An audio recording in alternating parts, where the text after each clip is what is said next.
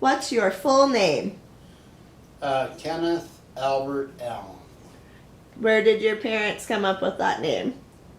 No idea. No. Oh, Albert. Both of my grandparents, or grandfathers, were named Albert. On both sides? On both sides. Oh. And, little story, my dad's family's from the San Juan Islands on Orcas. Uh-huh. And my grandpa on my dad's side and my grandpa on my mom's side actually worked together on Orcas Island building something down in this town called East Sound. And when I heard that story, I thought, how cool is that? Mom and Dad didn't even know each other yet. So that's kind of cool. That's super cool. So I got one more story about my grandpa. Please. Well, I got a million. Tell me. One time we were fishing, and they always took me fishing. I don't know why. They didn't take my brother. But I just loved being, and Grandpa was one of those people that you look up to. I mean, it's my grandpa. Yeah. Anyway, and when he went fishing, he never used a pole. He always used a hand line. Oh. And he coiled it up in the bottom of the boat, and then he put out the line, and he caught more fish than anybody. And he took a little twig and he put it on the back of the gunnel in the back of the boat, and he put a half hitch around the stick, so then when the fish bit his bait, it snapped the twig, and then the half hitch would undone. And anyway, I made the mistake of actually, I stepped on his line that was on the bottom of the boat, and he backhanded me. Oh. So I fell off and he didn't have very many words, but his words were, "Don't ever do that again." Okay, man. Okay. Anyway, that's that story. That's it. Which Albert was that? Mom's dad? No. Dad's mom. Dad's dad. Dad's dad. Where were you born? Seattle. Did you grow up in Seattle? Was that your hometown? Yeah. Well, not. Actually, it was Burien. It's kind of like a suburb of Seattle. Well, actually, we lived in the. I guess we live in the county. Okay. Yeah. What do you remember about your hometown? Well, all the roads were dirt, and then they turned into gravel. We even had a road that was all brick. Really? Yeah, it was kind of cool. That is cool. And we got to walk on the bricks every day on the way to school. But it was kind of cool having that brick road, so. That is cool. You don't see that. Well, you don't see it anymore, and especially like in Seattle, there's no brick. I mean, there's, I don't know where they got the brick. I have no idea. So that was kind of cool. No? If nothing comes to mind, these questions will spark things. So if one doesn't, don't worry about it. I don't think I asked you what's your birthday. January 5th, 1950. 1950. Makes me 29. 29 or so. Yeah. You were almost a New Year's baby. Well, my uncle was born on the 26th of December, and my most favorite cousin, who I'm closer to than my own brother, I was born on January 5th. He was born on January 6th, but he's 2 years older. What's his name? Chris, and we've got closer in the last year or two because there's getting to be fewer and fewer of us left, so. Does he live down here? No, he lives in way up, way past Seattle, are you familiar with that area? Okay, about halfway between, wherever it is? Mm-hmm. Okay, do you know where Mount Vernon is? Uh-huh. Okay, well, he lives Big Lake. It's right behind Mount Vernon. Well, we were just talking about growing up, so your hometown. So then, what were your favorite things to do as a small child, like before high school? Well, I swam competitively for 10 years, starting when I was about 8. So I did that, and I played baseball. And what did I do? Well, before high school, Yeah, it's smaller. Yeah. not much. We had 3.5 acres, and we had a lot of work. We didn't have a lot of money, so Dad always made sure there was work for us to do around that.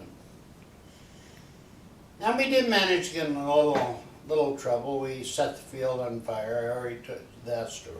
You told me it, but I didn't have it. Okay, well, Mom and Dad went grocery shopping. They left me and my brother to our own devices. It's a bad thing when you're 10. Well, anyway, we decided we wanted to shoot a flaming arrow, which is stupid to start with. So we wrapped this rag around an arrow, stuck it in the gas tank of the car, and the rag that we wrapped around the arrow came off. And we never thought about if it got onto the outlet that it'd plug up the tank. So we did it again. This time we used wire to hold the rag on and soak it up. So I said, okay, I'll shoot it. And then Paul, that's my brother, I said, you light it. So he lit it, and we just fired it over the shed, which was stupid because my dad had all kinds of petroleum products up there. I mean, all kinds. Because he worked for Shell Oil, so he's always had this stuff. Anyway, so then we thought, that's pretty cool. And then all of a sudden, all this smoke started coming. We go, uh-oh. So the neighbor kid, Tom, was always, when we had adventures, he was always involved. We went down and looked at it, and the part of the garden was on fire. So we gotta put this out. Then we realized there's no way we can put it out. But luckily it burned itself out. But Tom says, I'm out of here. I had nothing to do with this. I'm gone. But so that's the kind of things we did. We used to raise chickens. I didn't tell you this story. I don't think so. We used to raise chickens every year, and in the fall we'd cut them up, and, do what you do to chickens. So me and my brother were supposed to hold these chickens so they quit flocking, but we discovered that these are boy things. I mean, it's what guys do. We discovered that if we put them on the ground, they'd run with their heads chopped off. We thought that was the coolest thing ever. So we'd put them down on the driveway and watch them run until they fell over, then we'd go pick them up. But Dad didn't think that was very good. He was always quick with the whip. But he didn't want to, he said, you're bruising the chickens, yeah. But that's not the fun part, but if you're going to make us do this, let's have some fun. Right. So, anyway, that was that. That was pretty interesting. But we did that every year, so me and my brother always were in charge of, taking care of the chickens, eggs, yeah. And you don't want to do that as a child. You don't want to have, it's nothing wrong with it. It's just you don't want to do it. Yeah, it's just work. And we whined, moaned, but we knew we'd end up doing it. One time, can I do this? Please. Segue into. Please, keep. We were going to go to Orcas Island to go hunting. So it wasn't a matter of hunting, it was just a matter of getting on the island. So my dad said, okay, if you got to pick all the apples off these 3 trees by the time I get off work on Friday. Thursday, whatever it was. And if you don't, you're not gonna go to the island. So we thought he'd never leave us home. You know, so we put it off, and he'll never leave us home. He left us home. Oh no. So anyway, quick story about my brother. He was, I think, 2. And it was the day before his birthday, but my dad was going to go fishing at some point in the next couple of days, so he put his boat and boat trailer in the driveway that went, our house was here, we had a driveway that came down, and then it went down to the shed, and then it went back up to the road, so it was, anyway, the one that went up to the shed was flat, so we could ride our trikes. Well, the trailer was in our way, so we decided we're going to move the trailer. You're going to let this one. So I said, okay, Paul, you get in the back, and I'll get in the front, and you pull and I'll push, and we'll move this. We only have to move it about 5 feet. We'll be fine. So it was working pretty good, and all of a sudden it stopped. And I couldn't figure out what was going on. So I walked around the corner, and this is really bad of me. It really is, but I laugh. I walk around the corner, and here's my brother. His head's underneath the tire. His legs I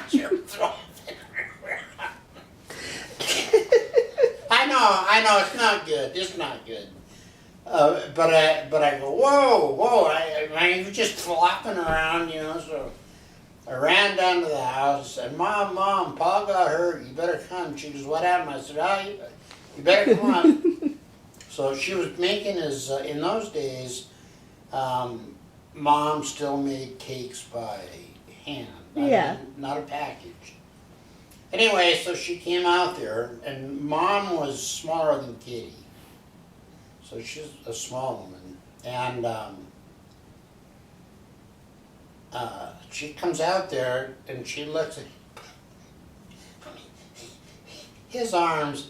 I every time I think about that, I just see his arms. So what was the wheel on? Like his back? No, on his head. Oh gosh. On his head. So she lifted the trailer off him, got him up. So then we had to take him to the doctor, so in case he had a concussion, they could do something. So she called the doctor, and he says, well, bury him down, but don't let him go to sleep. So, take him down there, and then he says, now tell me what happened. You know, so I told him my story. Then Mom says, yeah, then I went out there and lifted the trailer. He goes, wait, you lifted the trailer. I mean, here's this woman, and she goes, that's right. And I go, yeah, she did. He goes, you go home and try to lift that trailer. So, of course, she couldn't. It was all adrenaline. Mm-hmm. Saving her baby. Saving her baby. So, I shouldn't laugh. But it was... He was fine. It's fine to laugh now. Yeah, that's it. That's what my theory was. Yeah. Then one time, he ruined we used to go 2 weeks on the island every summer. Oh, you're so lucky. I loved it. I mean, I really did. I always looked forward to it. I loved the ride on the ferry, that green water. Mm-hmm. Anyway, we were up there, and Grandpa had some land on both sides of the county road. So me and my brother were out messing around on the little forested area on the back side of the county road. And I don't know why, but he had this big stick. Seriously. If my mom was alive, she'd attest to this.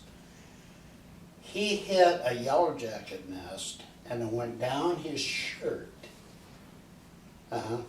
He had like a bazillion yellow jacket stings. Oh gosh.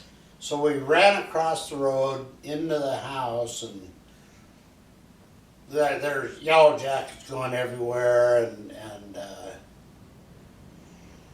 we had to cut our trip short so they could take him to the doctor. Awesome. And I really held that against him. So anyway, that was, he couldn't, God, for years he couldn't walk across a living room floor without any furniture on it without falling. He just couldn't do it. Is he your little brother? Mhm. Yeah. How much younger than you is he? About 18 months. Oh, you guys are close. Yeah. But anyway, that was pretty much it. Anyway, the yellow jacket thing happened one year, and the next year we stopped to see my cousin, and my mom married my dad, and she told her best friend, who they went to teachers college together and taught their first year of school together. She said, you'll marry his brother. And she did. So it was kind of cool. Anyway, we were up there, we stopped by to visit them before we went to the island, because they lived in Mount Vernon. And we were playing croquet, and my brother got behind my cousin as he was getting ready to whack the ball. Yeah, hit him right in the mouth, knocked out a tooth, so he didn't get to go to the island. He couldn't go because he knocked out a tooth? Or just because he was hurt? They had to take him down, they had to put temporary, and then in 5 days come back. But here's a Did you get to go or nobody got? No, nobody. Oh, he ruined it for you again. And I didn't let him forget it either. Oh, I bet. I said, this is 2 years in a row. This has got to come to an end. But in those days, there was one line of traffic for the ferry. It was that road that came down to get on the ferry. Boy, everybody used to line up on that, on the county road. So if we usually left on Sunday, Dad would go down about 8, take the car, and Grandpa would follow him with his car. And there's only 3 ferries a day. Yeah. Yet it still is that way. Mm-hmm. Because they can't get. Why can't they get people? I would have loved to have that. That was my dream job. I wanted to be the guy that tells them, come on, get your car up here. All right, stop. You know, the guy that's, I don't know why. And then think of the job. It'd be a great job. And then get to stay every night on the island? Well, my plan was to get on there and then live on the island. So 3 times a day back and forth, and then just stay at night. Yep. I would do that job. I told myself I wouldn't have needed much. A shack, whatever. My brother and I one time went. There was a place called West Beach Resort. Mm-hmm. Okay, well, my dad and uncle built those cabins, the original cabins, put the electricity in them, plumbed them. So, and that lady that I told you that we called Aunt, Uh-huh. my cousin, but they owned it. And was Anyway, it on the lake that's on the island? Was that where those cabins? No, it was on the West Beach Resort. It was on the west side. It was on the saltwater. So it was on the ocean, because there's that lake in the middle, too. Well, that's Lake Cascade Lake. Is that what it's called? I couldn't remember. Anyway, we rode from West Beach to Cascade Lake. In those days, do whatever. we Mom and Dad said, yeah, we'll see you later. So anyway, we're going down this hill. I told you my brother, he was an accident when it happened. There was the deer standing in the ditch. We're going down the hill, and I told my brother, I said, you better stop. He goes, no, this will be fine.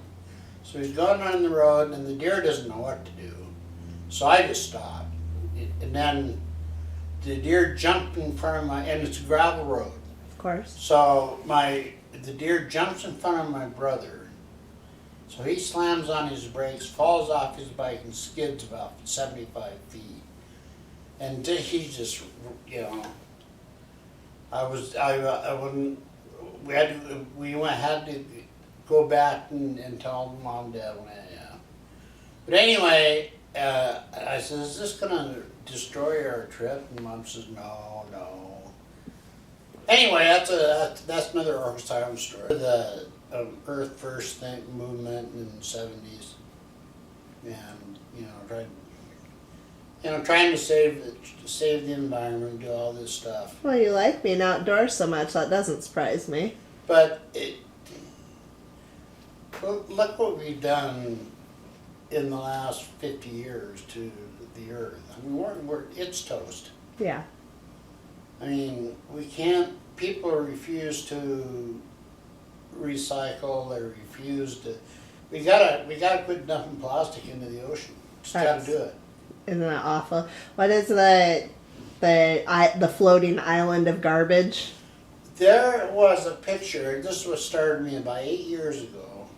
It was on the cover of National Geographic, and Debbie had it sitting there, and I looked and I go, oh, it's an iceberg.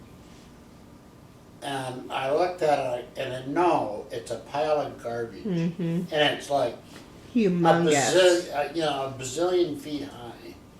And I thought, this is gonna change. Yeah. It never will. You. Because especially in America, because we're so Entitled. selfish and well, we like things now. Like, give me a burger, I gotta go, put it in a styrofoam bag, and it'll be fine. And what do you do with that? You just go down the road. You see them on the road all the time. Oh, the stuff that people do, just the